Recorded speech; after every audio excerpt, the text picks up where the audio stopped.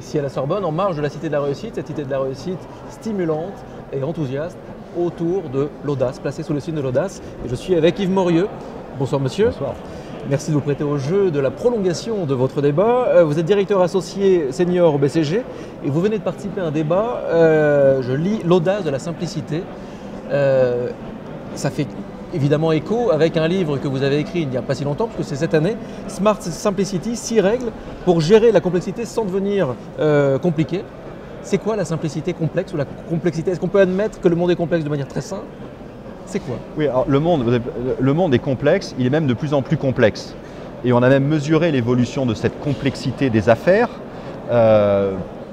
Pour résumer, elle a été multipliée par 6 depuis en une soixantaine d'années à peu près. C'est-à-dire si l'entreprise était confrontée à 1 ou 2 enjeux concurrentiels en 1950 ou 55, aujourd'hui elle est confrontée à 6 ou 12 aujourd'hui. Si elle était confrontée à 6, à 36 aujourd'hui. Donc la complexité, les enjeux de l'entreprise, c'est avoir une cohérence globale, mais une adaptation locale, de la vitesse, de la fiabilité, de l'innovation, de l'efficience. Donc c'est de plus en plus d'enjeux de performance contradictoires. Et ça, on n'a pas le choix, il faut y faire face. Il faut donner aux clients à la fois des coûts et de la qualité. Le problème, c'est que les entreprises répondent à cette complexité par de la complication, c'est-à-dire en multipliant les structures, les procédures, les process, les systèmes, les indicateurs, les réunions, les comités. Voilà, compliqué, je dirais. On tente de répondre à la complexité par de la complication.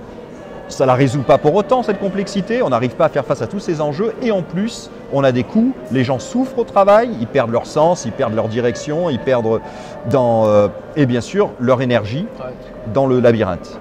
Et ça veut dire que en 2014, il faut donc être audacieux pour admettre les choses simples? Oui, c'est audacieux parce qu'en fait, beaucoup de gens en parlent de la simplification. En ce sens, ce n'est pas audacieux de parler de simplification. Ce qui est plus audacieux, c'est de le faire. Faire de la simplification, en fait, c'est toujours enlever. Et enlever des règles, des strates hiérarchiques, désempiler, décloisonner en enlevant tous les middle office qui ne font que compliquer, les interfaces qui ne font que compliquer, les comités. Enlever, c'est bien plus anxiogène qu'ajouter. Quand on ajoute, on se dit, bon, si on n'a pas ajouté assez, il sera toujours temps d'en rajouter plus. Si on en a trop, on pourra toujours en enlever. Maintenant, quand on supprime, et que si tout se casse la figure, là, ce sera trop tard. Donc, en fait, enlever, pour simplifier, c'est bien plus anxiogène qu'ajouter. Mais l'analyse montre, nos travaux montrent, qu'en réalité, c'est aussi dangereux d'ajouter quelque chose dont on n'a pas besoin que omettre quelque chose de nécessaire. Le superflu qui ne fait pas de mal, ça ne fait pas beaucoup de bien mais ça ne fait pas de mal, n'existe pas. Tout ce dont on n'a pas besoin est au moins aussi dangereux pour l'entreprise, la productivité, l'engagement au travail, que omettre ce qui est nécessaire. Alors vous avez accompagné pas mal de PDG dans des situations de crise, dans des situations compliquées. Comment aider un PDG justement à faire preuve d'audace, et l'audace dans son métier étant de prendre un petit peu de recul, de relativiser peut-être la complexité de sa situation? Comment faire? Alors, vous avez raison. Simplifier l'entreprise pour lui permettre de mieux gérer la complexité de l'environnement, parce que cette complexité, il ne faut pas la méconnaître. D'ailleurs, c'est pour ça qu'on appelle ce livre Smart Simplicity, c'est-à-dire la simplicité non simpliste, non naïve, qui serait méconnaître la complexité. Le dirigeant est confronté à cette complexité et il sait que l'entreprise souffre de cette complication. C'est sans doute le plus haut de l'entreprise et le plus opérationnel qui en souffre autant, mais pour des raisons différentes. À la base, on est confronté à cette complication, il y a de plus en plus d'obstacles, comme je le disais, d'injonctions contradictoires. Et le PDG de l'entreprise, lui, il a une vision d'ensemble de toute cette complication et il sait qu'elle entrave l'entreprise dans son innovation, sa productivité.